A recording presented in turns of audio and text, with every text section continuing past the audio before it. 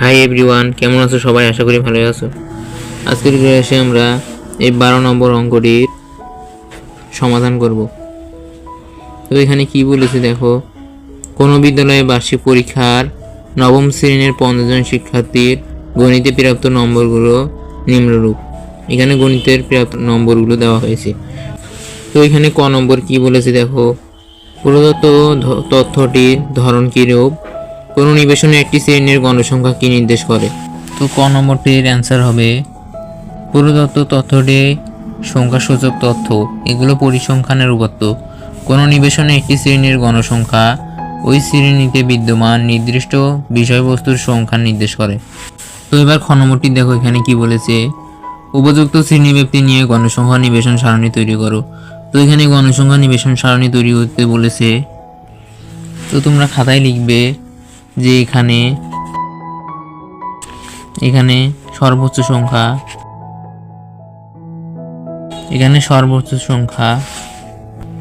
তো এখানে সর্বোচ্চ সংখ্যা হবে 98। তো আমরা এখানে লিখব 98 এবং সর্বনিম্ন সংখ্যা। তো এখানে দেখো সর্বনিম্ন সংখ্যা আছে 32। তো আমরা এখানে লিখব 32। এরপর আমরা এখানে একটি সূত্র লিখব যে পরিসর সমান সর্বোচ্চ সংখ্যা মাইনাস সর্বনিম্ন সংখ্যা যোগ 1। তো এবার তোমরা এখানে মান বসাবে। এখানে সর্বোচ্চ সংখ্যা হচ্ছে 98 মাইনাস সর্বনিম্ন সংখ্যা হচ্ছে 32 যোগ 1। তো এটা মাইনাস করলে হবে 66 যোগ 1, তাহলে হবে 67। এরপর এখানে লিখতে হবে যে শ্রেণী ব্যবধান 10 ধরে শ্রেণী সংখ্যা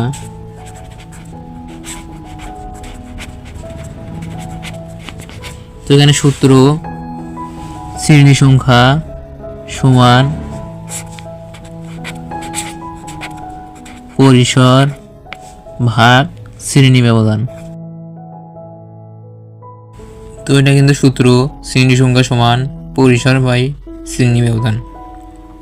তো এখানে পরিসর বের হয়েছে 67। তো আমরা এখানে লিখব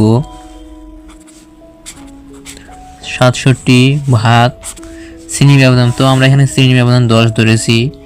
তো একটা কথা বলে রাখি, যদি এখানে পরিসর যদি 30-এর উপরে থাকে তাহলে শ্রেণী ব্যবধান 10 ধরতে পারেন, আর পরিসর যদি 30-এর নিচে থাকে তাহলে শ্রেণী ব্যবধান 5 ধরে শ্রেণী সংখ্যা নির্ণয় করতে পারেন। তো আমরা এখানে 10 ধরেছি, সেই এখানে শ্রেণী ব্যবধান লিখব 10। তো এটা ভাগ করলে হবে 6.7, বা এটাকে এইভাবে লেখা যায়, বা এটা হবে 7।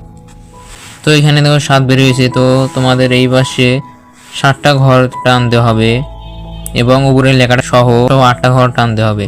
তো যেহেতু আমরা গণসংখ্যা নিবেশন সারণী তৈরি করছি, তাহলে 3টি টানতে হবে।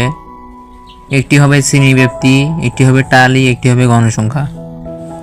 তো তোমরা খাতায় 3টে ছক টানবে, শ্রেণীব্যাপ্তি, টালি, গণসংখ্যা, এবং এই পাশে তোমাদের 7টি ঘর টানতে হবে, লেখাটাই সহ 8টি ঘর টানতে হবে।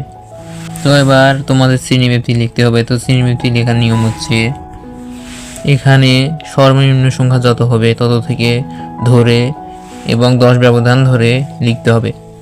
তো এখানে দেখো 32 আছে। তো তোমরা 30 থেকে বা 31 থেকেও নিতে পারো, বা 32 থেকেও নিতে পারো। তো তোমরা 31 থেকে নিবে, 31 থেকে নিলে সোজা হবে। তো এখানে লিখবে 31 থেকে যদি 10 ব্যবধান দ্বারা হয় তাহলে হবে 40, আবার এখানে 41 থেকে হবে 50। এখানে 10 ব্যবধান ধরে নিচ্ছি, তারপরে এখানে হবে 51 থেকে 60, এখানে 61 থেকে 70, 71 থেকে 80, 81 থেকে 90, 91 থেকে 100। এরপর টালি চিহ্ন দিতে হবে। তো তোমাদের এবার বইয়ের সাহায্য নিতে হবে। এখানে প্রথমে কোন সংখ্যা রয়েছে? এখানে প্রথমে রয়েছে 76। তো তোমাদের এখানে 76 কোন ঘরে আছে দেখো। তো এখানে দেখো 71, এখানে কিন্তু 71 থেকে 80, এখানে কিন্তু 76 রয়েছে। তো এখানে একটা টান দিতে হবে। একইভাবে এখানে দেখো 65। তো তোমাদের এখানে 65 কোথায় দেখো? এখানে দেখো 61 থেকে 70, তো এখানে কিন্তু 65 রয়েছে, সেজন্য এখানে একটি টান দিতে হবে। তো এইভাবে তোমরা সবগুলো টালি চিহ্ন দিয়ে নিবে। তো একটা কথা বলে রাখি, এইরকম চিহ্ন যখনই 5টা হবে তখনই এইরকম হবে। ধরো এখানে 5টি হবে, 1 2 3 4, 5 নাম্বারের বেলা এটা এইভাবে মিলিয়ে দিতে হবে। তো তোমরা এইভাবে সবগুলো করে নিবে। তো সবগুলো টালি চিহ্ন দিয়ে নেওয়ার পর এবার আমাদের গণসংখ্যা লিখতে হবে। তো গণসংখ্যা এখানে টালি যত হবে তত গণসংখ্যা হবে। তো এখানে দেখো টালি 3 রয়েছে, এখানে 3টি দাগ রয়েছে, মানে টালি 3, তাহলে এখানে গণসংখ্যা হবে 3। এরপর এখানে দেখো 5, তাহলে এখানে হবে 5, এখানে হবে 5 6 7, এখানে হবে 7, এখানে দেখো 5 5 10 আর 3 13, তো এখানে হবে 13, এখানে 5 5 10, এখানে 5 আর 2 7, এখানে দেখো 5। তো আমরা গণসংখ্যা বের করে ফেললাম। তো এবার তোমাদের এখানে একটি কাজ করতে পারো, এই সবগুলো যোগ করে দেখতে পারো, এগুলো সবগুলো যোগ করলে হবে 50। এবং তোমাদের যদি সন্দেহ থাকে যে এটা ভুল হয়েছে, তাহলে তোমরা একটি কাজ করতে পারো, তোমাদের বইয়ের এখানে এগুলো গুণে দেখতে পারো। এখানে 1 2 3 4 এভাবে গুণে দেখতে পারো যে যদি এখানে 50টি থাকে তাহলে বুঝবে যে অঙ্কটি তোমার সঠিক হয়েছে, আর যদি তার কম থাকে তাহলে বুঝবে যে অঙ্কটি তোমার ভুল হয়েছে। তো এখানে 50টি রয়েছে, তার মানে অঙ্কটি সঠিক হয়েছে। তো এটাই ছিল গণসংখ্যা নিবেশন সারণী। তো এখানে গ নম্বর দেখো কি বলেছে, সংক্ষিপ্ত পদ্ধতিতে 73 নম্বরে গড় নির্ণয় করো। তো এখানে সংক্ষিপ্ত পদ্ধতিতে গড় নির্ণয় করতে বলেছে। তো সংক্ষিপ্ত পদ্ধতিতে গড় নির্ণয় করতে লাগবে শ্রেণীব্যাপ্তি, মধ্যমান, গণসংখ্যা, ধাপ বিচ্যুতি, গণসংখ্যা গুণন, ধাপ বিচ্যুতি। তো তোমরা খাতায় 5টি ছক টানবে, শ্রেণীব্যাপ্তি, মধ্যমান, গণসংখ্যা, ধাপ বিচ্যুতি, গণসংখ্যা গুণন, ধাপ বিচ্যুতি। এখানে মধ্যমানকে xy দ্বারা প্রকাশ করা হয়, গণসংখ্যাকে fy দ্বারা প্রকাশ করা হয়, ধাপ বিচ্যুতিকে uy দ্বারা প্রকাশ করা হয়, গণসংখ্যা গুণন ধাপ বিচ্যুতিকে fy uy দ্বারা প্রকাশ করা হয়।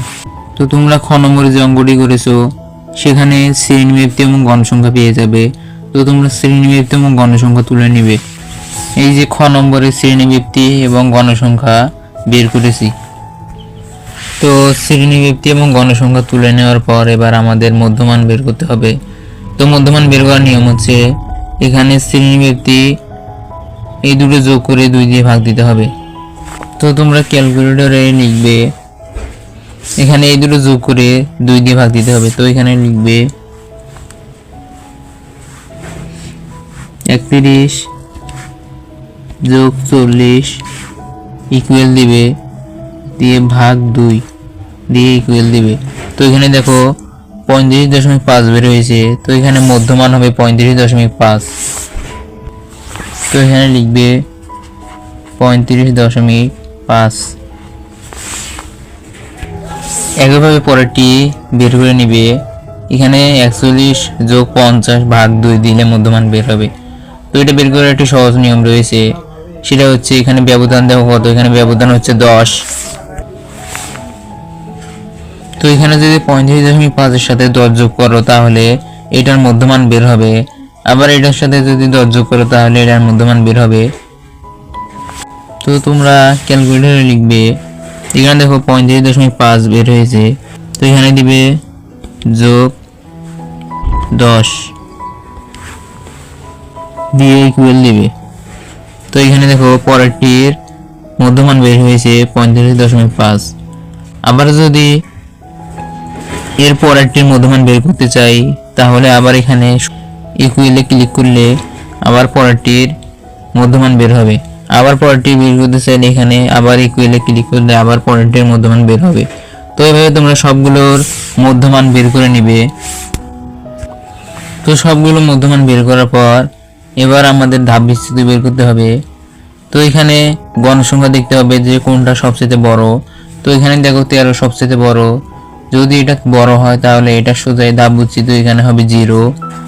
তারপরে এইদিকে হবে মাইনাস, এইদিকে হবে প্লাস, এইদিকে হবে -1 -2 -3। এরপর নিচের দিকে হবে প্লাস, এইদিকে হবে 1 2 3।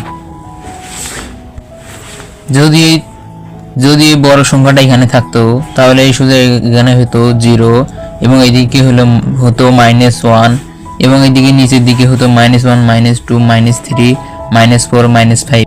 এরপর আমাদের এই গণসংখ্যা গুণন ধাপ বিচ্যুতি। তো এখানে দেখো গণসংখ্যা গুণন ধাপ বিচ্যুতি। তো এখানে গণসংখ্যা ধাপ বিচ্যুতি গুণন করে নিতে হবে। তাহলে এখানে 3 3 হবে 9, তাহলে -9। এখানে 5 2 10, তাহলে -10।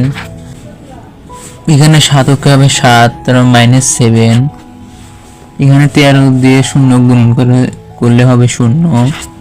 এখানে 10 10, এখানে 7 2 14, এখানে 3 5 15। তো এখানে গণসংখ্যা ধাপ বিচ্যুতি বের করার পর এখানে এবার লিখতে হবে যে সামেশন FIUI, এটাকে কিন্তু সামেশন বলে। এবং এখানে গণসংখ্যা এখানে লিখতে হবে অতএব n ইকুয়াল। তো এটা গণসংখ্যা এগুলো সব যোগ করে এখানে যত হবে তত এখানে লিখতে হবে এবং গণসংখ্যাকে n দ্বারা প্রকাশ করা হয়। তো এই সবগুলো যোগ করলে হবে 50। এরপর এখানে দেখো ধাপ বিচ্যুতি এখানে 0, এখানে গণসংখ্যা সবচেয়ে বড়, তাহলে এটা সোজা এখানে মধ্যমান এটা হবে a। তো এটা হবে এর মান। এরপর তোমাদের এখানে এই FIUI এই সংখ্যাগুলো তোমাদের যোগ বিয়োগ করে নিতে হবে। তো এটাকে যোগ বিয়োগ করলে হবে 13। তো এখানে যোগ বিয়োগ করে FIUI বের করার পর এখানে তোমাদের এবার এখানে সূত্র লিখতে হবে যে নির্ণেয় সংক্ষিপ্ত পদ্ধতিতে গড়।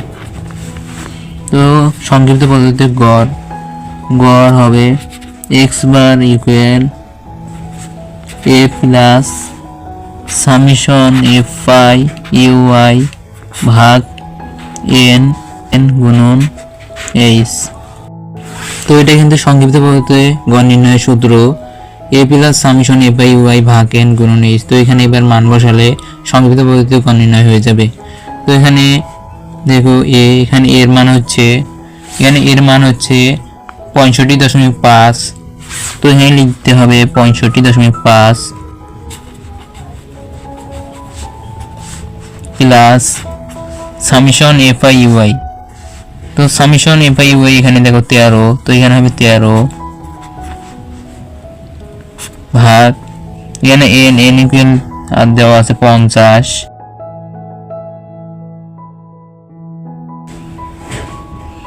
এরপর গুণন h কে বলা হয় ব্যবধান, মানে ব্যবধানটা কত। এখানে দেখো 31 থেকে 40, এখানে ব্যবধান হচ্ছে 10। তো এখানে হবে h, তাহলে এখানে ব্যবধান হবে 10। এবার এখানে 65.5 যোগ এখানে 10 দিয়ে 13 গুণন করে নিতে হবে, তাহলে হবে 130/50।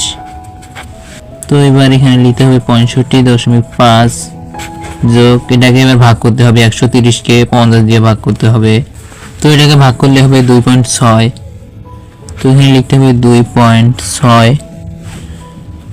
এবার এখানে 65.5 যোগ 2.6 এটাকে যোগ করলে এবার অ্যান্সার বের হবে। এটাকে যোগ করলে হবে